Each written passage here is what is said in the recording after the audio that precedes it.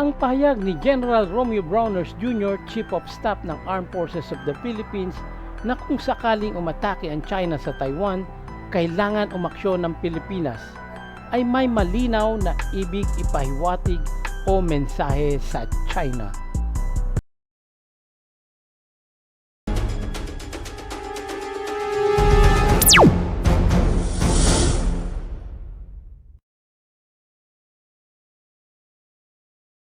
Ang ganitong klaseng pahayag ay hindi basta-basta lamang. Narito ang ilan sa posibleng ibig sabihin o mensahe sa likod ng sinabi ni General Browners. Pagpapatibay ng alyansa sa US. Sa katatapos lamang na pagbisita ni US Secretary Pete Hegseth, at ito ay nagpapakita na lalo pang pinapatatag ang ugnayan ng Pilipinas at Estados Unidos sa larangan ng depensa. Babala sa China.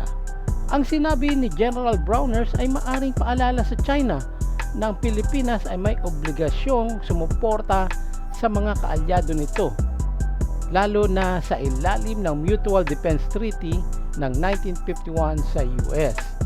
Kung may kaguluhan sa rehiyon sa Taiwan, maaaring maapektuhan ng Pilipinas, lalo na kung may military presence ang US sa bansa. Pagprotekta sa pambansang interes. Kung sakaling magkaroon ng tensyon o giyera malapit sa teritoryo ng Pilipinas, natural lang na kumilos ang AFP.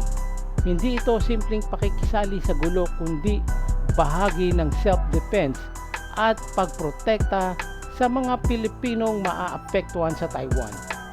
Pagpapakita ng paninindigan, isang simbolo rin ito ng paninindigan ng Pilipinas na handang tumugon kung may banta sa kapayapaan at seguridad. Sa madaling salita, may diplomatikong mensahe ito sa China at meron ding halong deterrence.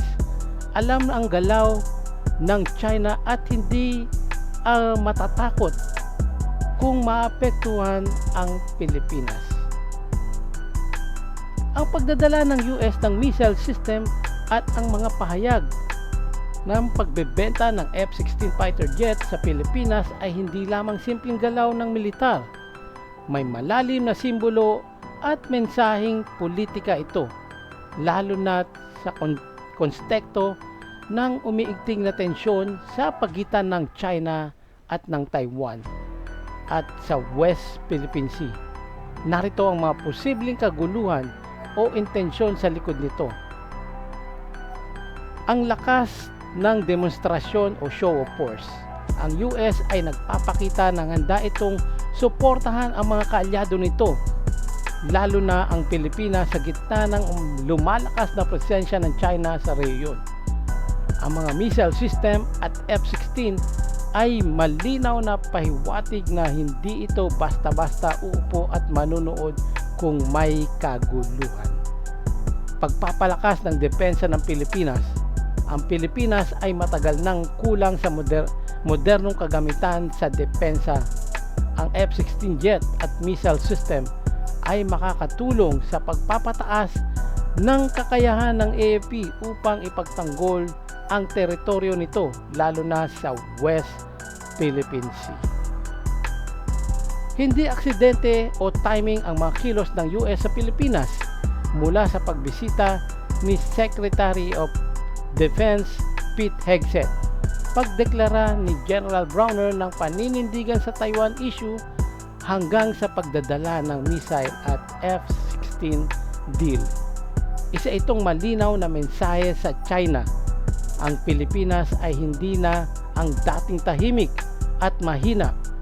May kakampi ito, may paninindigan ito at handang lumaban para sa kapayapaan at soberanya ng Pilipinas.